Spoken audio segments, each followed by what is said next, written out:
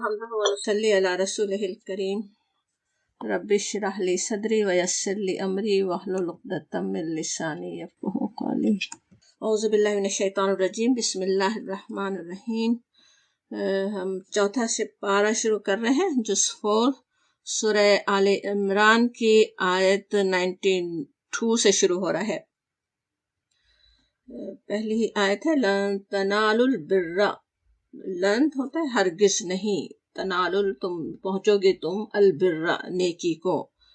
बिर का मफहूम याद होगा, सूरह बकरा में आयत बिर में हम समझ भी चुके हैं, हकीकी और असल नेकी, हक की अदायगी का मफहूम उसमें होता। अब बिर जैसे सदका भी मफहूम उसमें आता है, तो उससे खैर कसीर समझा गया, बड़ी भलाई, बहुत फैली हुई बड़ी भलाई नेकी।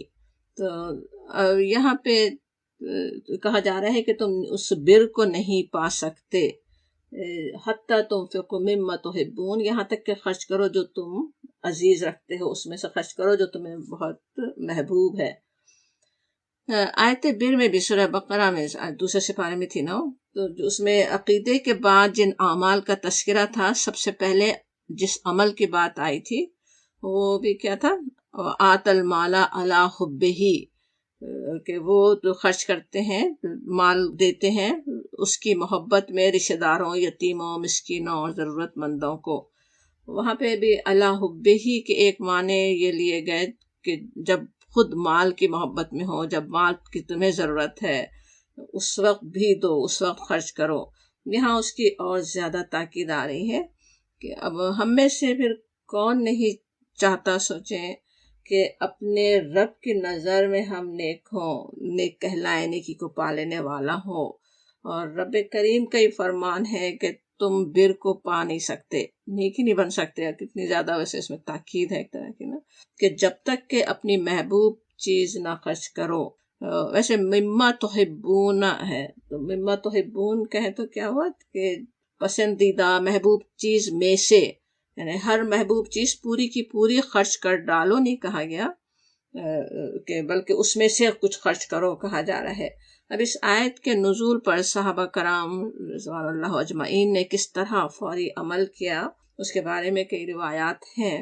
एक हज़रत अबू तलहा अंसारी के बारे में आता है कि उनका एक कीमती और ज़रख़ेज़ बाग था जिसमें बैरोहा के नाम से, और उसमें एक कुआं भी था जिसका पानी नबी सल्लल्लाहु अलैहि वसल्लम को बहुत पसंद था।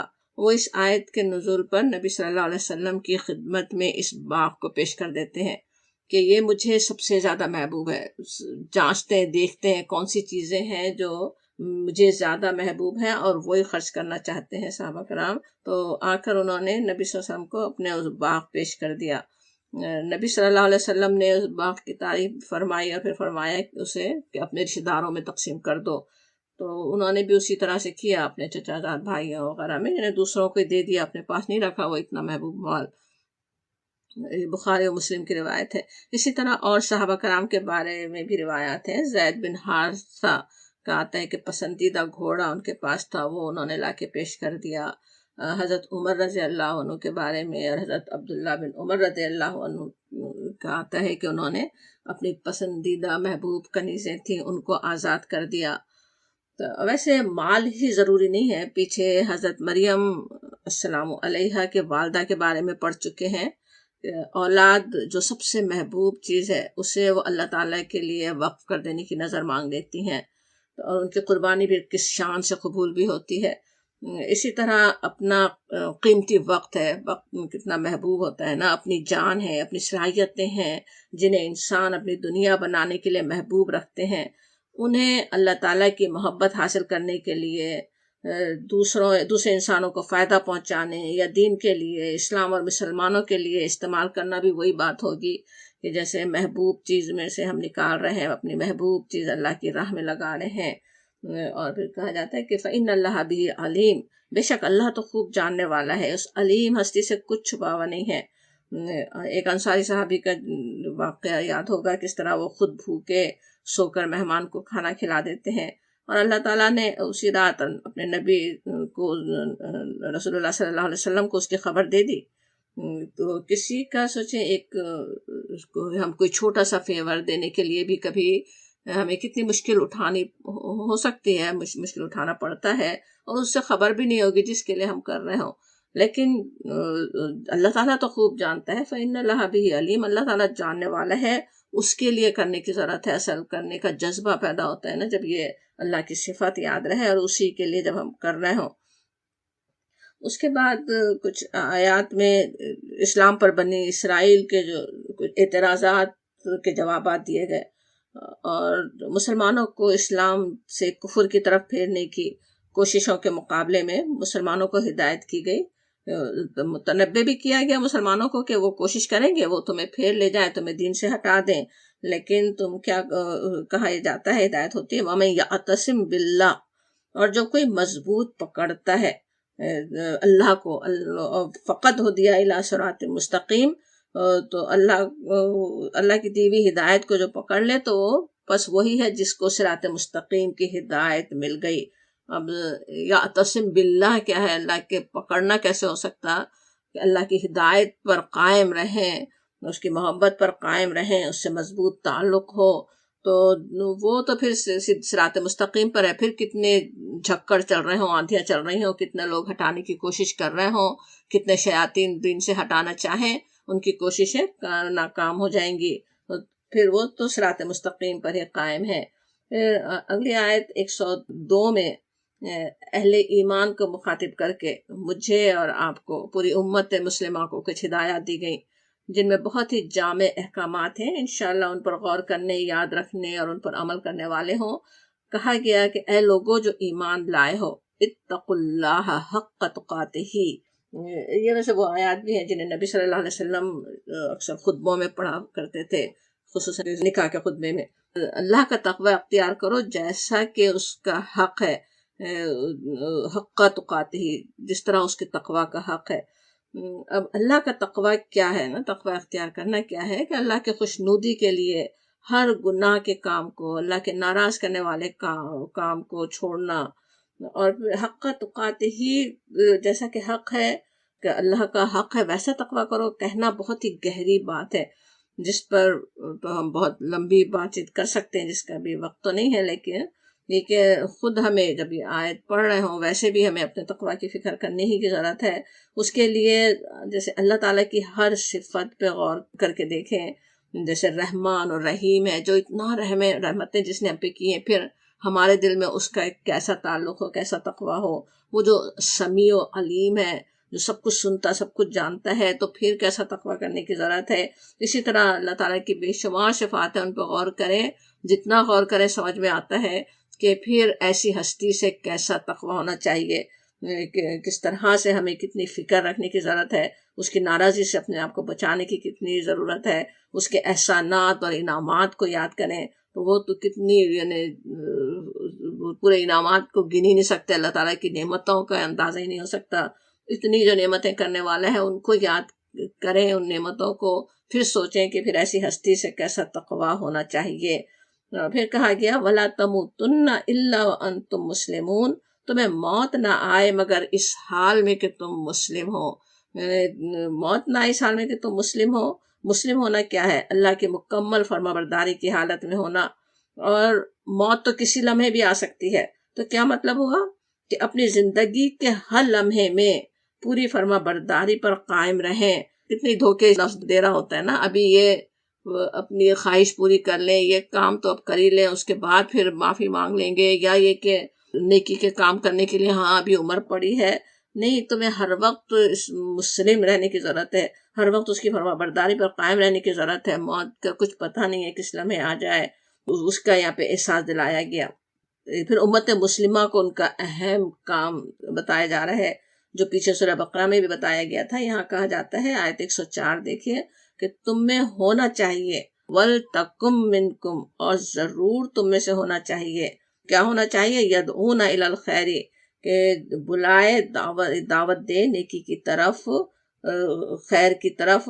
وَلْتَکُم مِّنکُم امتن، اصل میں ایک گروہ ایسا ہونا چاہیے، ایک جماعت ایسی ہونی چاہیے جو خیر کی طرف بلائے، یامرون بالمعروف، معروف کا حکم دے اور منکر سے روکے، وینہون عن المنکر۔ معروف کیا ہوتا ہے؟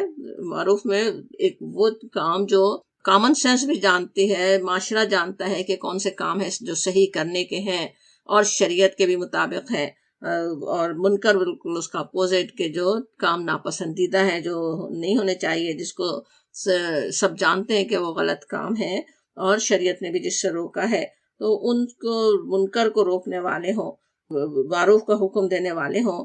یعنی امت مسلمہ کو دنیا کے سامنے جو حق کی گواہی دینا ہی ہے، اس فریضے کو ادا کرنے کے لیے ایک گروہ، ایک جماعت تو ضرور یہ کام کرتی رہے۔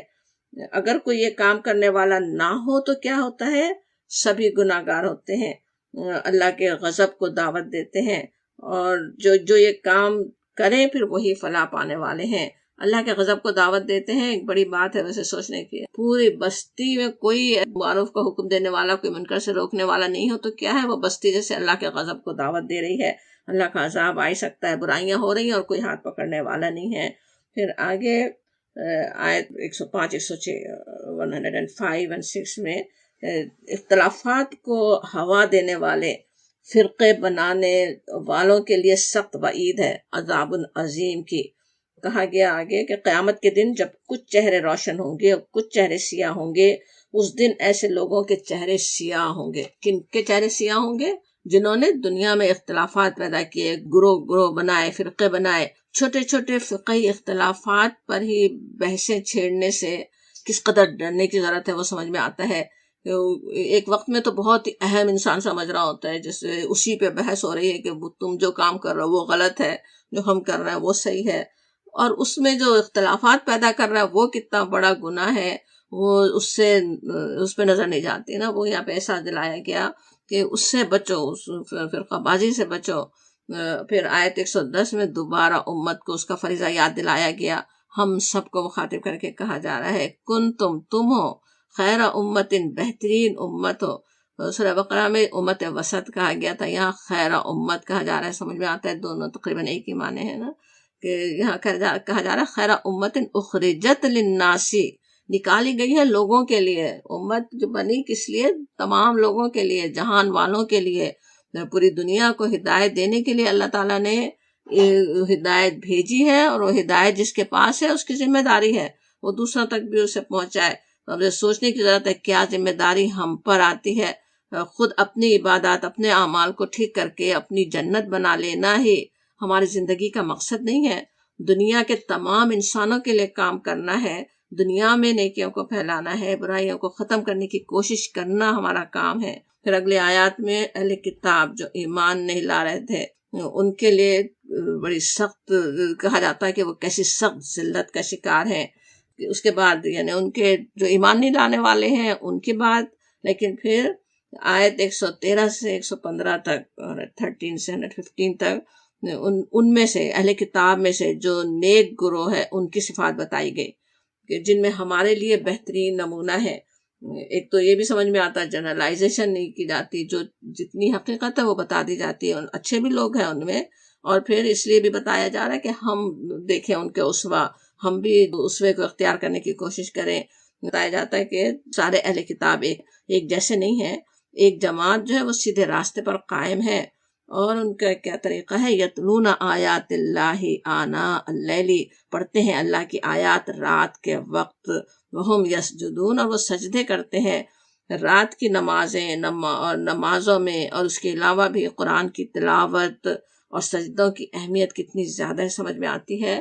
ابھی انشاءاللہ قرآن کے مطالعے کے دوران ہم اور بھی اس کی اہمیت دیکھتے رہیں گے، رات کی عبادت کی، رات جاگنے کی، خصوصاً نماز بھی جو پڑھ رہے ہیں اس کا قرآن کی بہت اہمیت ہے نا۔ جس طرح آخر میں سورہ مزمل میں تو قرآن ہی پڑھنا کہا جاتا ہے اس تہجد کو، تو اس میں بھی کس طرح قرآن سمجھ میں آتا ہے، دل میں اترتا ہے، کیسے تقویٰ پیدا ہوتا ہے، تو وہ ان کی تعریف ہوتی ہے۔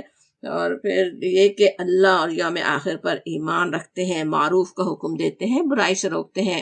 یعنی ان میں بھی ایسے لوگ تھے اس وقت تک بھی جو نیکی کا حکم دینے، برائی سے روکنے والے ہوں۔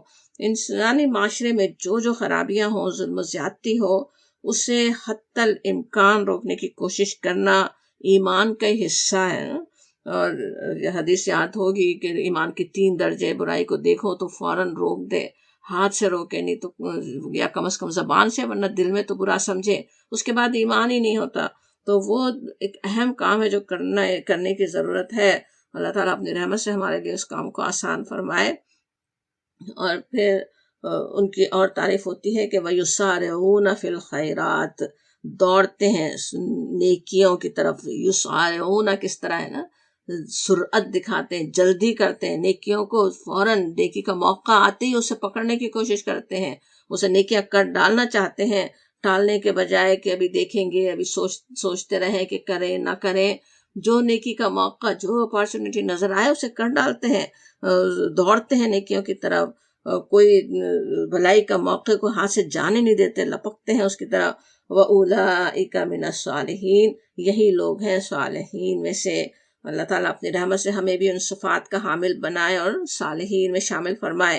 پھر یقین دہانی کہ واللہ علیم بالمتقین، اور اللہ خوب جانتا ہے متقین کو، جو کچھ بھی وہ عمل کریں گے اس کی ناقدری نہیں ہوگی. اور اس کے مقابلے میں جو لوگ اپنے مال و اولاد کی محبت میں گرفتار ہیں، وہ آخرت میں ان کے کچھ کام نہیں آنے والی. بتایا جاتا آیت 117 میں کہا جاتا کہ ایسے لوگ جو کچھ خرچ کرتے ہوں، خواہ اپنی دنیا کے لیے یا دوسروں کے لیے ریا کے ساتھ، ان کی اب بات ہو رہی نا جو مال و اولاد کی محبت میں گرفتار ہے، تو اب وہ پھر مال خرچ بھی کریں صرف دکھانے کے لیے، نمائشی کوئی دینداری دکھا رہے ہوں، تو اس کی مثال دی گئی کہ اس ہوا کسی ہے جو یہ پالے کی طرح ہے، جو کھیتی پر چلے تو اسے برباد کر کے رکھ دے. پھر اگلی آیات میں اہل کتاب کو مسلمانوں سے کیسی دلی دشمنی تھی اسے کھولا گیا، لیکن ساتھ ہی مسلمانوں کو تسلی دی گئی. ایسی دشمنیوں کا ہمیشہ بھی مسلمانوں کو سابقہ پڑ سکتا ہے، اور اس کے لیے مسلمانوں کو تسلی بھی دی گئی. آیت 120 میں ہے وَإِن تَصْبِرُوا وَتَتَّقُوا لَا يَضُرُّكُمْ كَيْدُهُمْ شَيْئًا، اگر تم صبر کرو اور تقوی پر قائم رہو تو ان کا قید، ان کی چالیں تمہیں کچھ نقصان نہیں پہنچا سکتی. ان اللہ بما یعملون محیط، جو کچھ بھی وہ کرتے ہیں اللہ اس کا احاطہ کیے ہوئے ہے. یہ آیت آج کے مسلمانوں سے بھی یہی کہہ رہی ہے نا. مسلمانوں کے خلاف، مسلمان ملکوں کے خلاف کتنی بیرونی سازشیں ہوں، ان سے ڈرنے اور مایوس ہونے کے بجائے اپنے آپ کو دین پر ثابت قدم رکھنے، صبر اور تقوی پر قائم رہنے کی ضرورت ہے. کبھی غلط ریئیکشن بھی انسان دکھانا چاہتا ہے کہ کیا چالیں ہمارے خلاف کی جا رہی ہیں، اس کے بجائے جو اصل توجہ جس چیز پہ رکھنے کی ضرورت ہے، اگر صبر اور تقوی پہ قائم رہے. صبر ایک بڑا ویسے کانسیپٹ ہے پورا، کہ اللہ کے دین پر ہر حال میں قائم ہی رہنے والے ہوں، کوئی ایسا کام کرنے والے نہیں ہوں جو اللہ کو ناراض کرنے والا ہو. اور یہ کہ تقوی کا بھی ہم مفہوم سمجھ ہی رہے تھے. اور یہ سورہ آل عمران میں صبر اور تقوی کی بات بار بار آتی رہے گی نا. اور وہی چیز ہے جو حالات کو سدھارنے والی ہے. مسلمانوں کے حالات ٹھیک ہو سکتے ہیں اگر وہ ان صفات کو اختیار کر لیں. اللہ تعالیٰ ہر ضرر سے انہیں بچا سکتا ہے. آگے غزوہ احد کے واقعات اور ان پر تبصرہ ہے، اور اس موقع پر بھی اللہ کی مدد کیسے قدم قدم پر ساتھ تھی، اور مسلمانوں کو جو چوٹ لگی وہ مسلمانوں کی کس کمزوری کی وجہ سے لگی، اس کی تفصیل ہے، جس کے تفصیل میں جانے کا وقت ویسے اتنا نہیں ہے ہمارے پاس. کچھ ہم دیکھ لیتے ہیں جو ہماری ہدایت کے لیے جو باتیں اس میں آتی رہی ہیں. ایک وجہ مال کی محبت بھی تھی نا، جو کچھ لوگوں میں تھی، جس کی وجہ سے نقصان اٹھانا پڑا تھا مسلمانوں کو. جلدی مال غنیمت لوٹنے کے لیے بڑھ گئے نبی صلی اللہ علیہ وسلم کے حکم کے خلاف. تو آیت 130 میں کہا گیا اے ایمان لانے والو، اے ایمان والو، سود کھانا چھوڑ دو. اتقوا اللہ، پھر وہی واتقوا اللہ کے بعد اللہ سے ڈرو، اللہ کا تقوی اختیار کرو. لعلکم تفلحون، فلاح کا راستہ ہے. اور بچاؤ اپنے آپ کو آگ سے جو کافروں کے لیے تیار کی گئی ہے. اعدت للکافرین، یہ آگ جہنم ہے تو ان کے لیے، لیکن یہاں ایمان والے مخاطب تھے نا. ایمان رکھتے ہوئے وہ اگر سود کھاتے رہیں، سود کے ذریعے پھر کیا ہوتا ہے، مال کی کسی حرص و ہوس بڑھتی چلی جاتی ہے، اور پھر اس کا انجام بتایا جاتا آگ ہے. ہاں وہ ایمان لانے والوں میں سے تھے مگر انجام آگ ہے. اس کا اپنے آپ کو ایندھن نہ بنا لو کہا جاتا. اللہ تعالیٰ اپنی رحمت سے ہمیں اس سے بچائے رکھے، اور جہاں ہمارے لیے بچنا ناممکن ہو رہا ہو وہ اپنی بے پایا رحمت سے معاف فرمائے.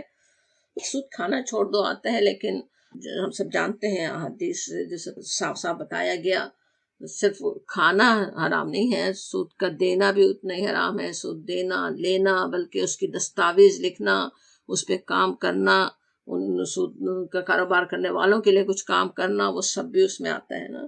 تو اسی لیے بہت ہی آج کا نظام کیسا ہے نا، بچنا اتنا مشکل ہے.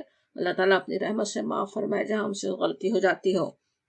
پھر آیت 131 میں کہا گیا اللہ اور اس کے رسول کی اطاعت کا حکم آتا ہے.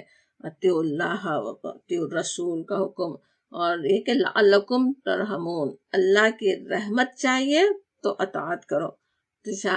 لعلکم کہنا کیسا ہے، تاکہ تم پر یا شاید کہ تم پر رحمت ہو جائے. اور رحمت کیسے ہوگی؟ اللہ اور رسول دونوں کی اطاعت کرنے سے. اور پھر آیت 133 میں وَسَارِعُوا إِلَىٰ مَغْفِرَةٍ مِّن رَّبِّكُمْ وَجَنَّةٍ عَرْضُهَا السَّمَاوَاتُ وَالْأَرْضُ.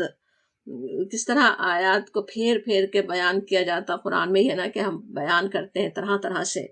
پیچھے تھا نا ان کے اہل کتاب کی تعریف ہو رہی تھی کہ یسارعون فی الخیرات، بھلائیوں کی طرف وہ دوڑتے ہیں. اور یہاں ہمیں مخاطب کر کے کہا جا رہا ہے کہ سارے دوڑو، سرعت دکھاؤ، مغفرت الی مغفرت من ربکم، اپنے رب کی مغفرت، اپنے رب کی بخشش کی طرف ایسے کام کرو، وہ نیکیاں کرو جس سے بخشش پا سکو کہا جاتا. اور اس جنت کا اور شوق دلایا جاتا کہ جنت عرضها السماوات والارض، وہ جس کی وسعت آسمانوں اور زمین جیسی ہے. اتنی بڑی اللہ تعالیٰ نے بنائی ہے، کیا کچھ وہاں نعمتیں ہیں جن کا اندازہ بھی نہیں کر سکتا انسان. اس کی طرف دوڑو، اسے حاصل کرنے کی فکر کرو. اس دنیا کی فانی چیزوں کے پیچھے، وہ دنیا جو ضرور ہاتھ سے نکلنے والی ہے، اس کی محبت میں گرفتار ہو کر نہ رہ جاؤ کہا جاتا. انشاءاللہ یہ سارے کام ہم کرنے والے ہیں. اسی طرح اللہ اور اس کے رسول کی اطاعت، پھر اللہ کی بخشش کی طرف دوڑنا. اور پھر کہا جاتا ان کی تعریف آتی ہے کہ وہ جنت کو پانے والے کون ہوتے ہیں، جو کچھ اللہ نے ان کو دیا ہے اس میں سے وہ خرچ کرنے والے ہوتے ہیں. فی السراء والضراء، خوشحالی میں بھی اور تنگی میں بھی. تنگی کو، معاش کی تنگی ہے، کچھ ہاتھ تنگ ہے، اس کو بہانہ نہیں بناتے یا اس کی وجہ سے پیچھے نہیں ہٹتے، جتنا ہے اسی میں سے خرچ کرتے ہیں. اللہ کی راہ میں خرچ کرنے کی اہمیت ابھی یعنی چوتھے سپارے تک ہم پہنچے ہیں، اور کتنی دفعہ اس کو پڑھتے رہے ہیں نا، اسی سے سمجھ میں آتا ہے کہ کیا اس کی اہمیت ہے. اللہ کی بخشش کو پانے کے لیے کتنی اہم چیز ہے. اور دوسری صفت ان کی آتی ہے والکاظمین الغیظ، اور پی جاتے ہیں غصے کو. کاظم کیسا تھا؟ کظمہ، جیسے کسی چیز کو بند کر دینا اوپر سے. تو وہ، اور غیظ کہیں تو بہت ہی بڑا زبردست غصہ. غصہ تو انسان کو آ ہی سکتا ہے کسی بھی بات پہ، کسی چیز پر، لیکن غصے کے حوالے ہو کر وہ کوئی غلط کام نہیں کر ڈالتے. یہ بھی یاد رکھنے کی ضرورت ہے، جیسے نبی صلی اللہ علیہ وسلم نے فرمایا شیطان کی طرف سے آتا ہے نا، اور شیطان آگ سے بنا ہے. اسی لیے آپ نے جو تدابیر بتائیں غصے کو قابو کرنے کے لیے، ایک تو اعوذ باللہ من الشیطان الرجیم، کہ اسے اللہ کی پناہ میں آ جائے شیطان سے. پھر بیٹھنا، لیٹ جانا، وضو کرنا، سب اس طریقے سے غصے کو دبایا جا سکتا ہے نا. لیکن یہ کہ وقتی طور پہ انسان غصے کو دبا بھی لے، اس پہ بفر نہیں رہا ہے، پھٹ نہیں پڑا ہے، تب بھی اس کے اثرات کا بعد میں نقصان اٹھانا پڑ سکتا ہے نا. غصے کو دل میں ہی اگر انسان رکھ بھی لے تو پھر کسی غلط وقت پہ بھی پھٹ جاتا. اس لیے فوراً کہا جاتا والعافین عن الناس، اور لوگوں کو معاف کر دیتے ہیں، یعنی معاف ہی کر دیں. انسان ہی ہیں، ان سے غلطیاں ہی ہوتی ہیں. اپنے آپ کو سمجھائے انسان، اور اپنے اللہ کے خاطر کہ میں چاہتا ہوں میرے رب کی معافی مجھے ملے، اس لیے میں ان کو معاف کرتا ہوں. اس طرح دل صاف کر لیں تو انسان کے اپنے لیے بھی فائدہ مند ہے. کسی کے لیے غصہ دل میں رکھنا خود انسان کے اپنے لیے کتنا زیادہ نقصان دہ ہے. تو معاف کر دے تو خود کا بھی دل صاف ہو، خود کا بھی دل مطمئن ہو جائے، اور وہی اللہ کو پسند بھی بہت ہے. واللہ یحب المحسنین، اور اللہ پسند کرتا ہے، محبوب رکھتا ہے محسنین کو. احسان ہی ہوا نا کتنا بڑا کہ کسی کی آپ کو کسی سے تکلیف پہنچی ہے، سب غیظ ہے، غصہ ہے، لیکن آپ جواب نہیں دیتے غلط، اس کو معاف ہی کر دیتے ہیں، تو وہ ایسے محسنین کو، ایسے احسان کرنے والوں کو اللہ تعالیٰ بہت ہی پسند کرتا ہے۔ محسنین کہیں تو وہ بھی جو بہت خوبصورتی سے نیکیاں کرنے والے ہیں۔ ان کا کیا طریقہ ہوتا ہے کہ اگر ان سے کچھ فحش ہو جائے، فحش کہیں تو کوئی سا بھی کھلا گناہ ہو جائے، یا اپنے نفس پر ظلم کر بیٹھے، نفس پہ ظلم کیا ہے؟ اپنے اللہ کی نافرمانی کرنا اپنے نفس پہ ظلم ہے نا۔ تو کوئی ایسا ہوتے ہی فوراً چونک جاتے ہیں، وہ ذکر اللہ، اللہ کو یاد کرتے ہیں اور اپنے گناہوں کی مغفرت طلب کرتے ہیں، پھر اللہ تعالیٰ بھی ان کے گناہوں کو بخشنے والا ہے۔ جو گناہ پر اصرار نہیں کرتے، یہ بھی کیسی امید دلائی جاتی نا، اور ساتھ ہی ان کے لیے آخرت کے بہترین اجر کی بھی امید دلائی گئی۔ جو اس طرح فوراً پلٹ جائیں، گناہ پہ اصرار نہیں کرتے بلکہ فوراً اللہ سے مغفرت طلب کرتے ہیں۔ اور اس کے بعد پھر غزوہ احد پر تبصرہ چل رہا ہے آیات میں، اس کے دوران اہل ایمان کی تربیت کے لیے آیات ہیں کہیں آگے بھی۔ غزوہ احد کے بعد مسلمانوں کے جو حالات تھے اس کے پس منظر میں بات چل رہی ہے۔ غزوہ احد میں اگرچہ اللہ تعالیٰ کی رحمت سے مسلمان بہت کم طاقت رکھنے کے باوجود ناکام نہیں ہوئے تھے، لیکن فیصلہ کن فتح بھی نہیں ہوئی تھی، بہت سے مسلمان شہید بھی ہوئے۔ اس وجہ سے کفار کی سازشوں اور ان کے عزائم سے بھی خطرہ تھا، اور خود مسلمان بھی اس کی وجہ سے افسردہ تھے۔ تو چنانچہ مسلمانوں کو ہمت دلانے والی آیات مسلسل آتی رہیں گی۔ آج بھی دنیا میں مسلمانوں کی جو حالت ہے، یا ہر انسان کے ساتھ بھی حالات کی اونچ نیچ چلتی ہی رہتی ہے نا۔ ایسے میں یہ سورہ آل عمران کی یہ آیات ہر انسان کو مایوسیوں سے نکال کر عزم و ہمت عطا کرنے والی ہیں۔ انشاءاللہ ہر آیت کو آپ لوگ خود بھی پڑھ کر اس پر غور کر سکیں۔ کچھ آیات ابھی بھی دیکھتے ہیں۔ آیت 137 میں کہا گیا کہ ایسے ہی واقعات پہلے بھی گزرتے رہے، زمین پر چل پھر کر دیکھو۔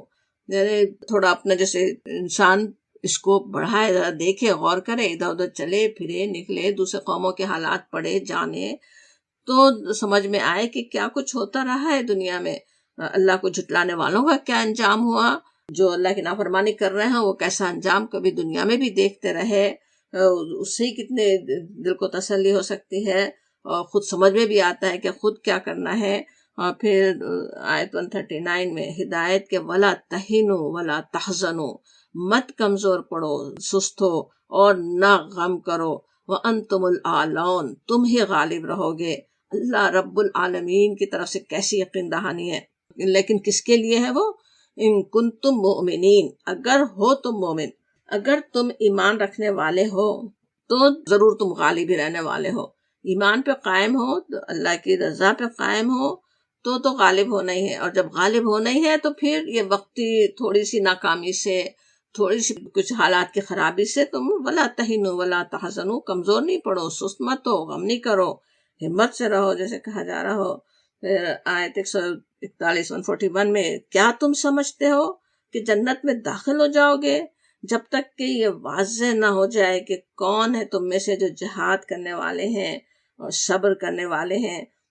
جہاد کہیں تو اصل وہ ہوتا ہے کہ پوری کوشش کرنے والے، اللہ کے دین کے لیے اپنی جان لڑانے، اپنی کوششیں کرنے والے، دین کے کام جو بھی کرنا ہو، چاہے دین کو پھیلانا ہو، علم پھیلانا ہو، اللہ تعالیٰ کے احکامات ہیں ان پہ چلنے کی خود کوشش کرنا، دوسروں سے کروانے کی کوشش کرنا، وہ سب بھی اسی میں ہی آتا ہے۔ اور صبر کرنے والے ہوں۔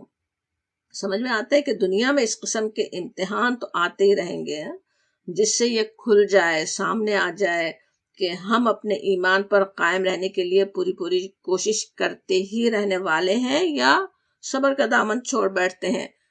اس کے بغیر جنت میں داخل نہیں ہو سکتے، کہا جا رہا نا۔ کیا تم سمجھ رہے ایسے داخل ہو جاؤ گے؟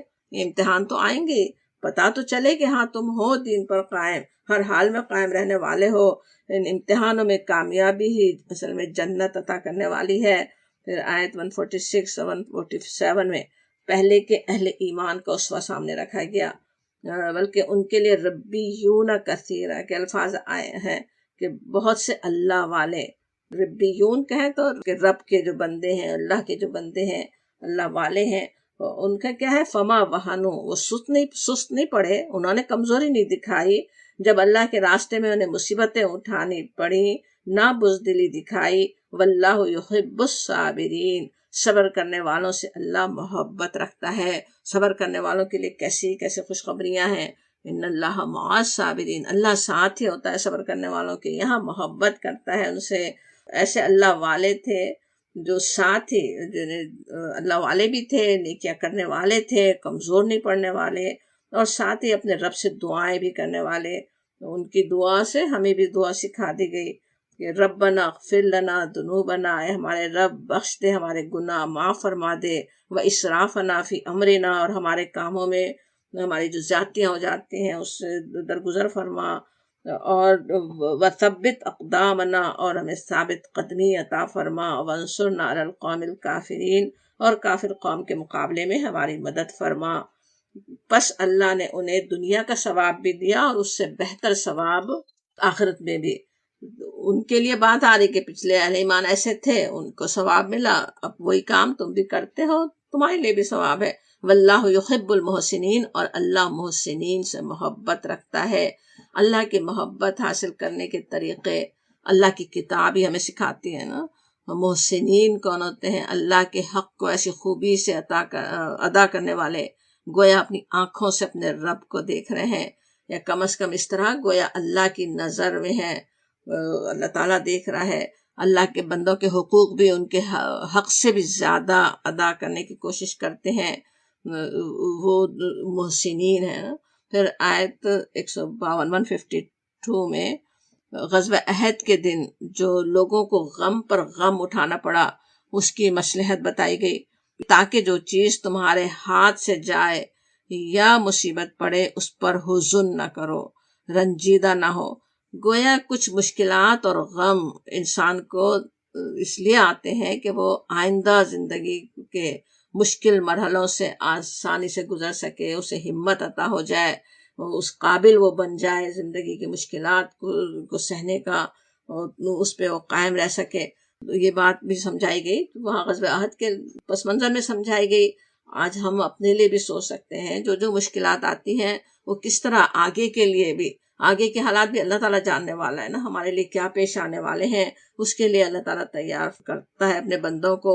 پھر آیت 159 میں نبی صلی اللہ علیہ وسلم کی اخلاق کی تعریف کے ساتھ کچھ ہدایات دی گئیں، جن میں مسلمانوں کے رہنما، ان کے لیڈروں کے لیے بھی بڑی رہنمائی ہے۔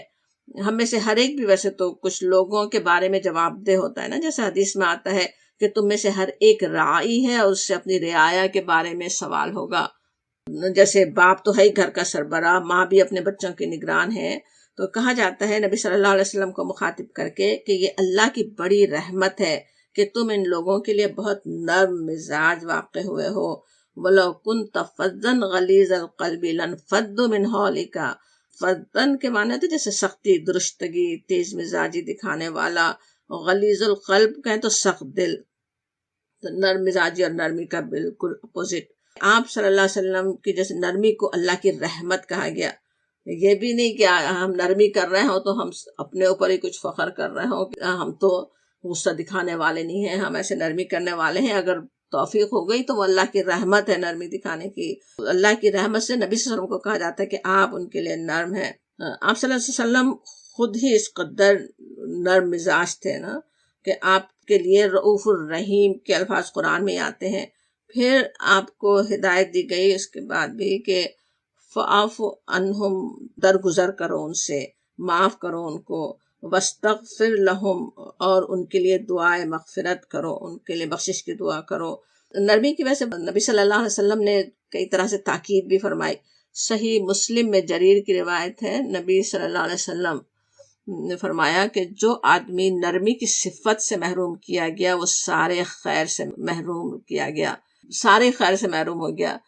نرمی کرنے والے کو اکثر ایسا نظر آتا نا کہ دنیا میں کچھ محروم ہو رہا ہے، وہ دوسرے لوگ اس پہ چڑھ رہے ہیں اور وہ اپنی نرمی کی وجہ سے مارا جا رہا ہے۔ ایگریسو اپنے بچوں تک کو بنانے کے لیے انسان اکثر کوشش کر رہا ہوتا ہے، لیکن نبی صلی اللہ علیہ وسلم کا فرمان ہے کہ وہ اگر نرمی سے محروم ہے تو سارے خیر سے محروم ہے۔ نرمی ایسی پسندیدہ چیز ہے۔ ابو داؤد کی حدیث میں نبی صلی اللہ علیہ وسلم کا فرمان آتا ہے کہ سخت گو اور درست خو آدمی جنت میں نہیں جائے گا۔ سختی سے بات کرنے والا، درستگی سے بات کرنے والا وہ جنت میں نہیں جائے گا، اللہ تعالیٰ اس سے پناہ میں رکھے۔ نرمی کے بعد پھر آپ کو یہ بھی ہدایت کہ معاف کر دیں ان کو جن سے غلطیاں، کیسی غلطیاں ہوئی بھی تھی نا، میدان جنگ سے پیچھے ہٹنا ہی اتنا بڑا جرم، نبی صلی اللہ علیہ وسلم کے فرمان کے پوری پابندی نہیں کرنا، درے کو چھوڑ دینا، لیکن آپ سے کہا جاتا سب کو معاف کر دو، اور نہ صرف معاف کرو بلکہ ان کے لیے بخشش کی دعا بھی کرو۔ وشاورہم فی الامر، اور معاملات میں ان سے مشورے لیتے رہو۔ مشورہ بھی کس سے، سوچیں اتنی بڑی غلطیاں جن سے ہو گئی ہوں، لیکن پھر بھی ایسا نہیں ہو کہ معاشرے میں ان کا مقام گر جائے، بلکہ ان سے مشورے میں بھی انہیں شریک رکھو، پورا اعتماد ان پر دکھاؤ جیسے کہا جاتا۔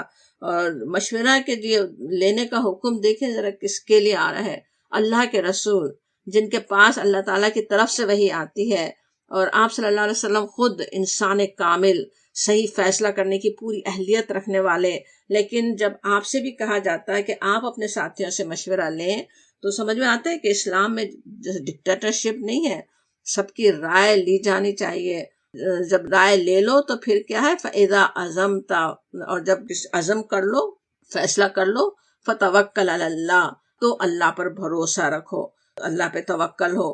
بعد بھی ڈاوا ڈول انسان نہیں رہے کہ صحیح ہوا کہ غلط ہوا، نہیں، جو طریقہ ہے وہ سکھا دیا گیا۔ ایک تو یہ سمجھ میں آتا ہے کہ جن لوگوں جس کا کنسرن ہے کسی بھی معاملے میں، ان سے ایک تو مشورہ لیا جانا چاہیے، پھر سب کے مشوروں کے ساتھ پھر ایک فیصلے پہ ظاہر امیر ہی پہنچے گا، کسی ایک کو اتھارٹی تو چاہیے کہ وہ فیصلہ کرے، اور جب پھر فیصلہ ہو جائے اس کے بعد پھر اللہ پہ توکل۔ کچھ خرابیاں نظر آ سکتی ہیں تو وقتی طور پہ کچھ اس پچھتا بھی سکتا ہے انسان کہ صحیح ہوا یا نہیں ہوا، لیکن اس کے بعد پھر اب اللہ پہ توکل کرنے کی ضرورت ہے، اور یہ کہ اللہ کی محبت، اس کی مدد، اس کی توجہ حاصل ہو تو پھر سارے کام بھی بن جاتے ہیں۔ جب ہم توکل کریں گے، اللہ تعالیٰ محبت رکھتا ہے توکل کرنے والوں سے، تو پھر کام بھی آسان ہو جاتے ہیں نا۔ اور جو فیصلہ اس طرح سے کر لیا گیا اس کا نتیجہ بھی پھر اچھا ہی نکل آئے گا انشاءاللہ تعالیٰ۔ پھر اس وقت کے حالات اور منافقین اور اہل کتاب کی مخالفتوں کا ذکر ہے، ان کے جوابات دیے گئے، اور اس کے بعد آیت 185 میں کہا گیا کل نفس ذائقۃ الموت، کہ ہر نفس کو موت کا مزہ چکھنا ہے، ظالم ہو کہ مظلوم، زیادتی کرنے والا ہو یا زیادتی سہنے والا، موت تو ہر ایک کو آنی ہے۔ اور پھر یہ کہ توفون اجورکم یوم القیامت، اور تم سب اپنے پورے اجر قیامت کے دن پانے والے ہو، وہاں سب کو اجر پورا ملنا ہے، صبر کیا اس کا بھی اجر، ظلم کیا اس کا بھی اجر۔ بس جو دوزخ سے بچا لیا گیا، آگ سے بچا لیا گیا اور جنت میں داخل کر دیا جائے، وہی کامیاب ہے۔ اب قیامت کے بارے میں یقین کس طرح دنیا کی بڑی سے بڑی مشکل کو پھر ہماری نظروں میں آسان بنا دیتا ہے نا۔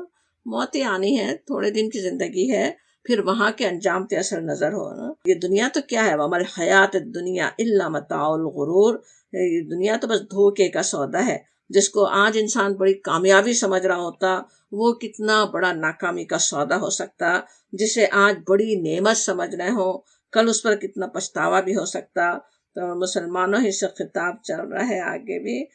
ان آیات میں دیکھتے ہیں آیت 186 میں کہ انہیں آزمائشوں کا مقابلہ کرنے کے لیے جو مسلمانوں کو تیار کیا جا رہا ہے کہ لَتَبْلَوُنَّ فِي أَمْوَالِكُمْ وَأَنفُسِكُمْ، تمہیں مال اور جان کی آزمائشیں پیش آ کر رہیں گی۔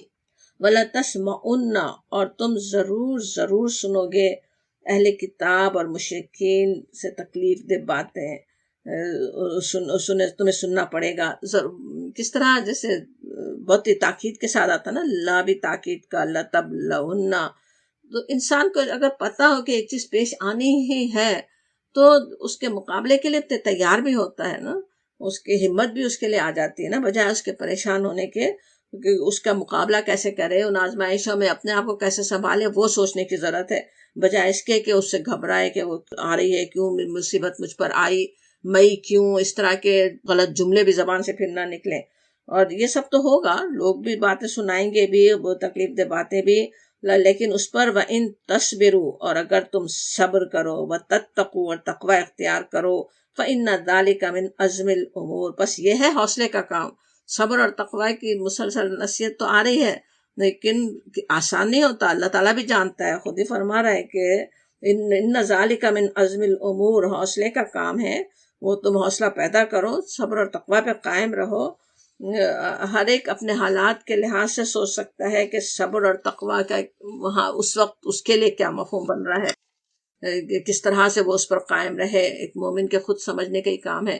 پھر سورہ آل عمران کا آخری رکوع آیت 190 سے وہ آیات ہیں جن کے بارے میں روایات میں آتا ہے کہ آپ صلی اللہ علیہ وسلم تہجد کے لیے بیدار ہوتے تو ان کی تلاوت فرماتے تھے۔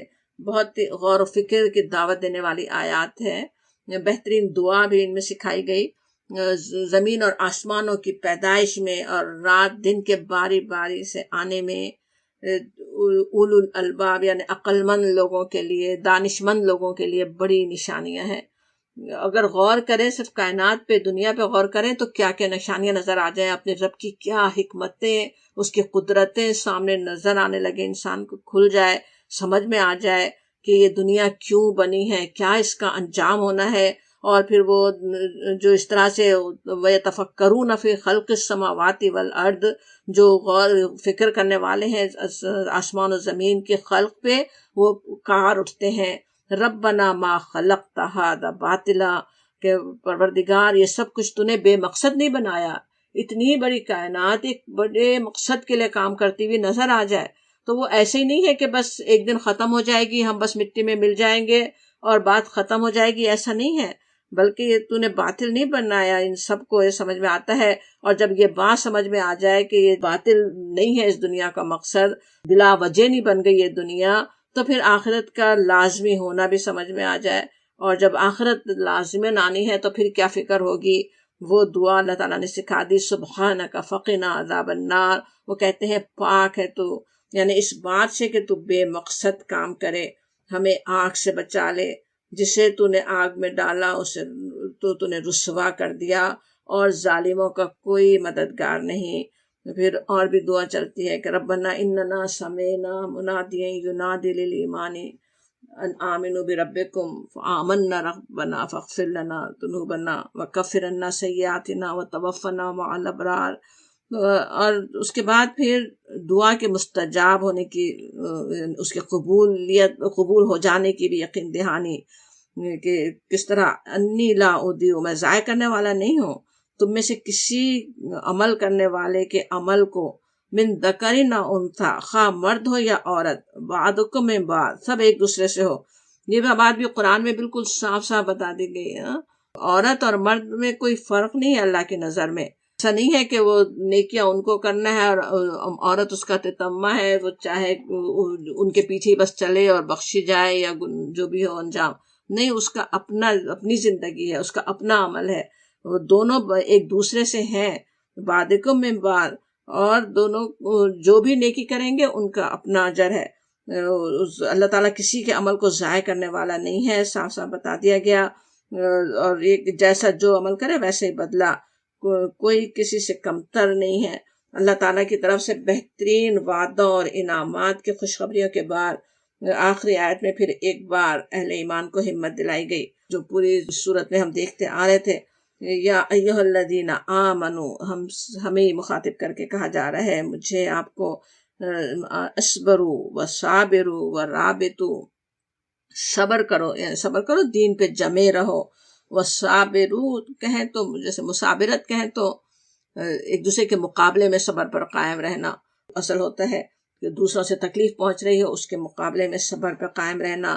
ورابطوا کا جو لفظ ہے اس کے بھی بہت سے ویسے معنی سمجھے جاتے، ایک تو مسلسل نیکی کرنا، ایک کے بعد ایک نیکی کرتے رہنا، پھر مرابطہ دشمن کے مقابلے میں تیار بھی رہنا ہوتا ہے، شیطان کے مقابلے میں، شیطان سب سے بڑا دشمن ہے، اس کے مقابلے میں تیار رہیں، نیکی میں، ذکر میں مسلسل مصروف رہے، کہ کسی بھی دشمن کو دخل اندازی کا موقع ہی نہیں مل سکے۔ واتقوا اللہ، اور تقوی اختیار کرو، اللہ کا تقوی، لعلکم تفلحون، تاکہ تم فلاح پاؤ.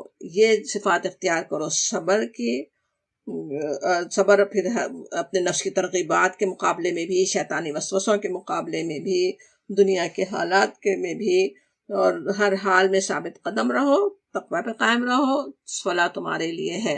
امید بھی ساتھ دلا دی جاتی. سورہ نساء شروع ہوتی ہے بسم اللہ الرحمن الرحیم.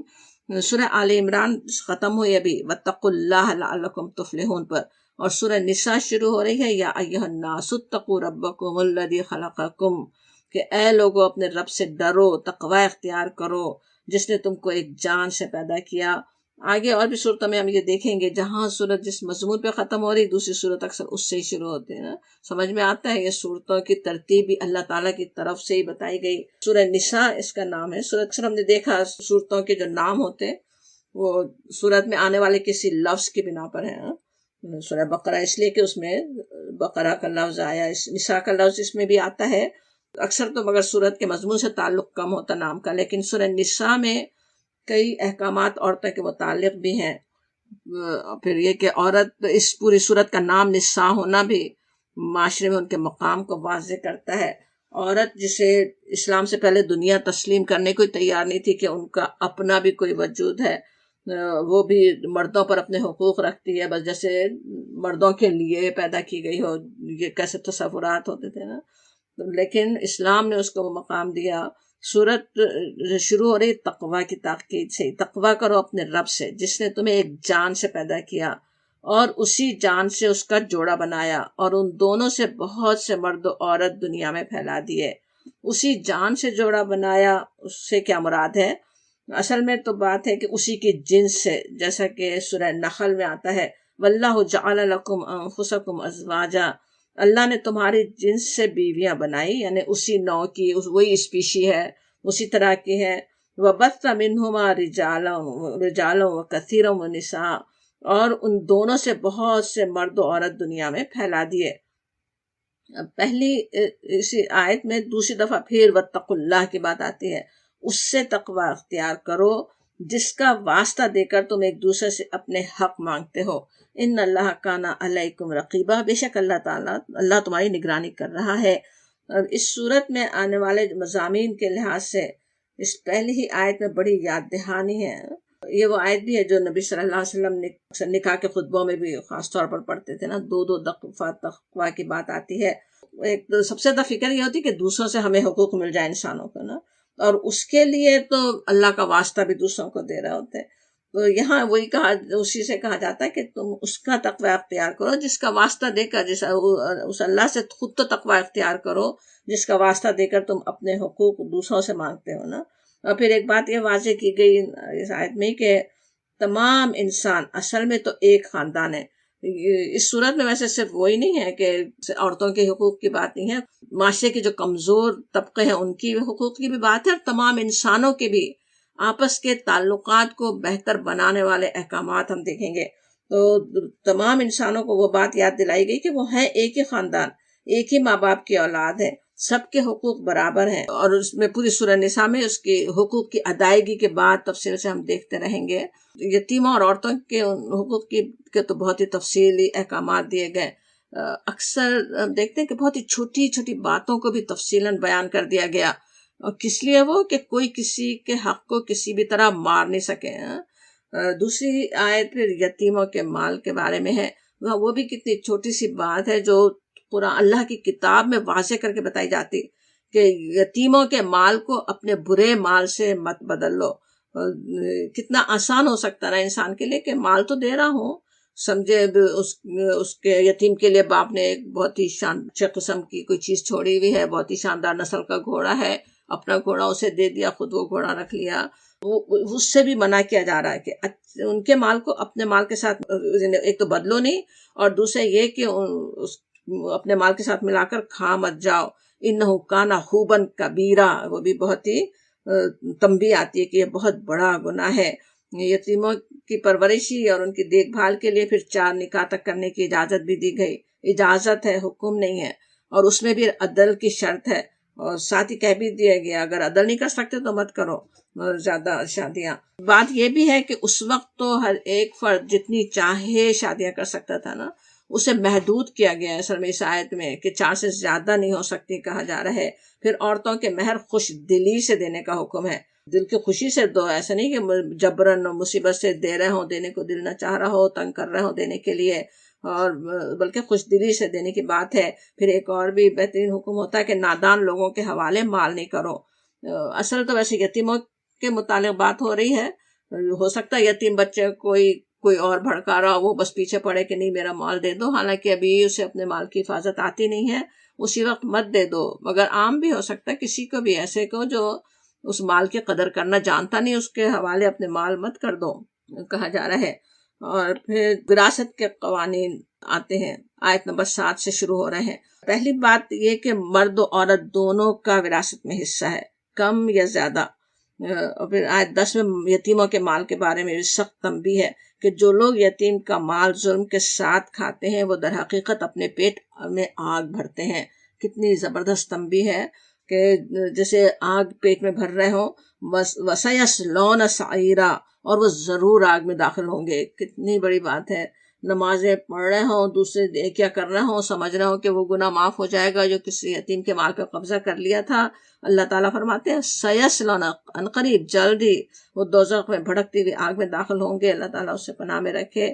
وراثت کے احکامات آیت جیسے 14 تک چلتے ہیں، درمیان میں یاد دہانی بھی ہے، فریضۃ من اللہ، یہ حصے اللہ نے مقرر کر دیے ہیں، ان اللہ کان علیما حکیما، وہ جو علیم اور حکیم ہے۔